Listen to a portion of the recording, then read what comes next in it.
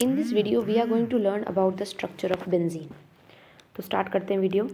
पहला point, benzene is a conjugated triene, a cyclohexatriene. That means benzene should have alternate carbon-carbon single bond and carbon-carbon double bond. मैंने आपको alkene वाले chapter में बताया था conjugated, isolated and terminal one also. तो मैंने आपको बताया था वहाँ पर कितने टाइप्स होते हैं एल्कीन के। तो ये one of the type benzene है। कॉन्जुगेटेड ट्राइइन में क्या होता है, पहले एल्कीन पहले एक डबल बॉन्ड होगा, फिर सिंगल बॉन्ड, फिर डबल बॉन्ड, फिर सिंगल बॉन्ड, फिर double bond and then single bond. और हम स्ट्रक्चर में ऐसा देख भी सकते हैं, बेंजीन के स्ट्रक्चर में ऐसा ही कुछ होता है।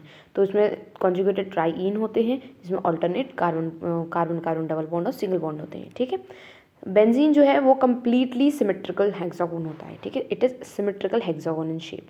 अब यहाँ पे हाइब्रिडाइजेशन की अगर हम बात करें तो हर एक कार्बन जो होता है बेंजीन पे वो sp2 हाइब्रिडाइज्ड होता है। वाई sp2 हाइब्रिडाइज्ड, तो ध्यान से देखिए, मैंने आपको बताया था एल्कीन आपका sp3 हाइब्रिडाइज्ड है और एल्कीन sp2 हाइब्रिडाइज्ड है। और बेंजीन में भी एल्कीन आ रहा है। तो एल्कीन आ रहा है तो इसमें क्या हो गया, sp2 हाइब्रिडाइज्ड हो गया। तो आप इस तरीके से रिलेट करके याद कर सकते हैं कि कैसे आपको ध्यान में रखना होगा कि बेंजीन आपका sp2 हाइब्रिडाइज्ड है बिकॉज उसके अंदर एल्कीन आ रहा है।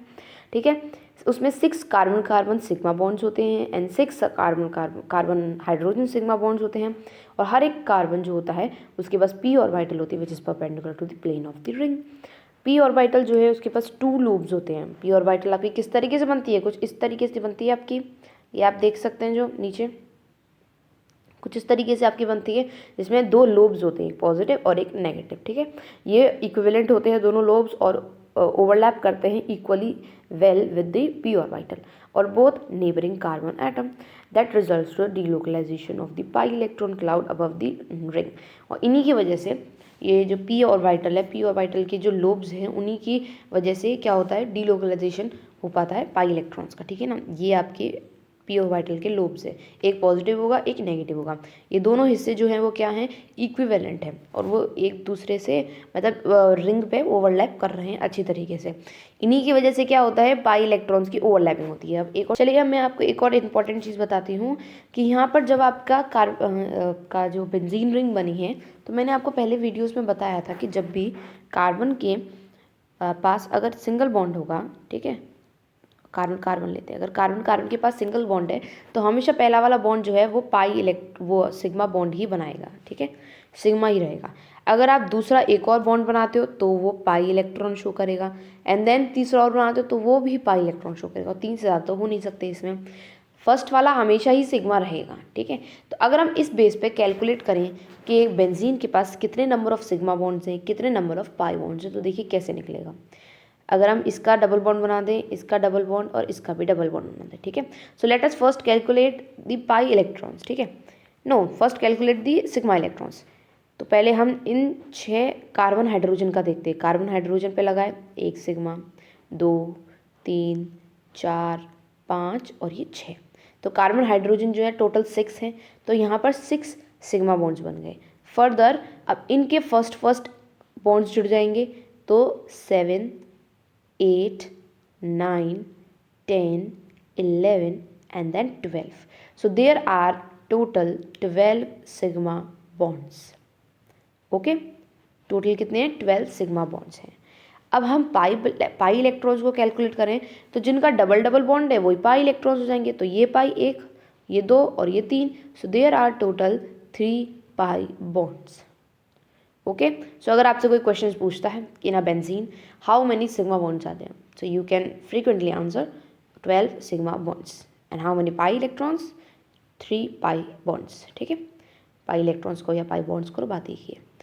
तो ये आपका स्ट्रक्चर के बारे में कुछ नॉलेज थी। ठीक है, आई होप आपको समझ में आया होगा, काफ़ी मुश्किल नहीं था ये, काफ़ी ईजी आपका बेसिक था। अब हम नेक्स्ट आगे बढ़ते हैं, दैट इज़ रेजोनेंस पे।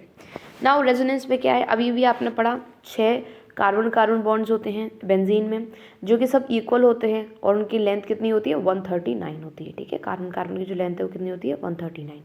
उनका जो हीट इवॉल्व होता है when the hydrogen is added to the cyclohexane वो कितना होता है, 121 किलो जूल पर मोल। ठीक है, तो ये तो बेसिक नॉलेज है।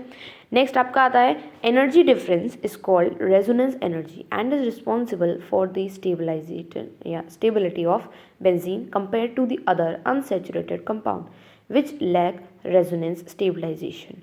तो जो एनर्जी डिफरेंस, जब कभी भी एनर्जी डिफरेंस आता है तो उसको आप रेजोनेंस एनर्जी कहते हो, ठीक है। तो उसको क्या कहते हो आप, रेजोनेंस एनर्जी कहते हो, या कह सकते हो different forms of benzene rings में जो एनर्जी डिफरेंस है उसको आप रेजोनेंस एनर्जी कहोगे। वो किसकी वजह से होते हैं, स्टेबिलिटी की वजह से होता है, मतलब जिसकी एनर्जी ज़्यादा, वो स्टेबिलिटी वाला ऑर्डर जो होता है वो डिफर करता है उसमें। नाउ अब आप यहाँ पर देखिए तो डिफरेंट स्ट्रक्चर्स आपको देखने को मिलेंगे बेंजीन रिंग के। ये क्या होता है, स्ट्रक्चर्स नहीं होते, ये डिफरेंट रिप्रेजेंटेशंस होती है बेंजीन रिंग को रिप्रेजेंट करने के लिए। तो पहली रिप्रेजेंटेशन है आपकी कुकूल फॉर्म। इसमें क्या होता है, बेंजीन जो है आपकी नॉर्मल तरीके से, जिस तरीके से आप बनाते हो, दो डिफरेंट डिफरेंट डायरेक्शंस है उस फॉर्म में, ठीक है। इसको हम क्या कहते हैं, कुकूल फॉर्म। नाउ दीवार फॉर्म क्या होती है आपकी, जब आप इन तीन स्ट्रक्चर जैसा रिप्रेजेंटेशन शो करते हो, ठीक है, या तो बिल्कुल अलाइंड हो एक सेम स्ट्रक्चर्स में और डिफरेंट ओरिएंटेशन लेके, तो ये आपकी दीवार फॉर्म हो गई। तो इस चीज़ को आप ध्यान में रखिएगा कि कौन सा वाला कुकूल फॉर्म है, कौन सा वाला दीवार फॉर्म है। And one another important thing related to this representation, कि कौन सा स्टेबल है ज़्यादा, कौन सा कम एनर्जी है जिसकी, ठीक है। तो ध्यान में रखिएगा, लोअर एनर्जी कुकूल फॉर्म की होती है और मोर स्टेबिलिटी कुकूल फॉर्म की, और लेस स्टेबिलिटी दीवार फॉर्म की होती है। अब इसको याद करने का मैं आपको एक तरीका बताती हूँ। आपको दो चीज़ें दे रखी हैं, एक एनर्जी का बेस पे और एक स्टेबिलिटी के बेस पे। आप इन दोनों को याद मत करिए, आप सिर्फ एक को याद करिए। फॉर एन एग्जांपल, आप अगर याद करते हैं सिर्फ और सिर्फ एनर्जी को, तो आपको ध्यान में रखना होगा कि स्टेबिलिटी तो इसका जस्ट ऑपोजिट है। तो अगर कुकूल फॉर्म की लोअर एनर्जी को आप याद रखते हो, ठीक है, आपने याद रखा Kekule form has lower energy and Dewar form has higher energy, ठीक है। लेकिन आपको एग्जाम में क्वेश्चन पूछा गया स्टेबिलिटी के बारे में कि which form is more stable, तो आपको ये तो याद है कि कुकूल फॉर्म के पास लोअर एनर्जी है, तो आप उसका जस्ट रिवर्स करके स्टेबिलिटी लिख सकते हो। अगर आप इन दोनों को ही याद करोगे कि लोअर एनर्जी होती है, मोर स्टेबिलिटी होती है, वहीं दीवार की मोर एनर्जी होती है और लेस स्टेबिलिटी होती है, तो क्लैशेस हो सकते हैं या फिर आपको कन्फ्यूजन डेफिनेटली हो सकती है। तो एक को याद रखिए और दूसरे को उससे रिलेट करके दिमाग में रखिए। याद सिर्फ आपको एक ही करना है। तो अगर यहाँ पे आपको क्या याद रखना होगा कि कुकूल फॉर्म के पास एनर्जी क्या होती है, कम होती है, दीवार फॉर्म के पास ज़्यादा होती है। देन आपको अगर क्वेश्चंस पूछा जाए कि कुकूल फॉर्म की स्टेबिलिटी के बारे में क्या ख्याल है, तो आप क्या बोलेंगे कि कुकूल फॉर्म जो है अगर लोअर एनर्जी है तो उसकी स्टेबिलिटी क्या होगी, ऑब्वियस सी बात है ज़्यादा होगी। इस ट्रिक को आप ध्यान से करिएगा, डेफिनेटली वर्क करेगी। हर एक चीज़ में आप कर सकते हैं जिसमें आप रिलेट कर पाओ तो, ठीक है। तो ये जो डिफरेंट रिप्रेजेंटेशंस हैं, उन्हीं के स्ट्रक्चर्स को आप क्या कहते हो, रेजोनेंस, कंट्रीब्यूशन या फिर कैनोइक के, देखिए, ठीक है। तो इन्हीं को रेजोनेंस कंट्रीब्यूटर्स हम कहते हैं। तो यहाँ पर फर्स्ट और सेकंड जो है वो कंट्रीब्यूटर्स होते हैं ज़्यादा हाइब्रिडाइजेशन के लिए। ये जो कुकूल फॉर्म जो है वो ज़्यादा हाइब्रिडाइजेशन के लिए कंट्रीब्यूट करते हैं, ठीक है। और 3, 4 और 5 जो हैं वो दीवार फॉर्म्स जो हैं ये इतना ज़्यादा हाइब्रिडाइजेशन में कंट्रीब्यूट नहीं करती। First and the second one उनके पास सेम एनर्जी रहती है, मींस जो कुकूल फॉर्म की जो दो स्ट्रक्चर्स हैं उनके पास सेम एनर्जी रहेगी, दीवार फॉर्म की जो तीनों स्ट्रक्चर्स हैं उनके पास सेम एनर्जी रहेगी, ठीक है।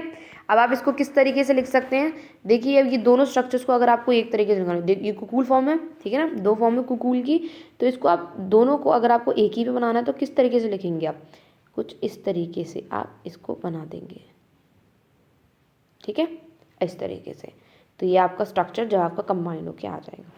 तो ये आज की वीडियो के लिए हमारा कवर हो चुका है टॉपिक, ठीक है। आपने बहुत सारी न्यू इन्फॉर्मेशन ली, इसको अच्छे से पढ़िएगा, कुकूल फॉर्म, दीवार फॉर्म, और प्लीज़ मैंने जो 2 ट्रिक्स आपको आज बताई उसको ध्यान से समझिएगा और दिमाग में रखिएगा, आपको डेफिनेटली वर्क करेगी। So this is all for today's video, thank you for watching.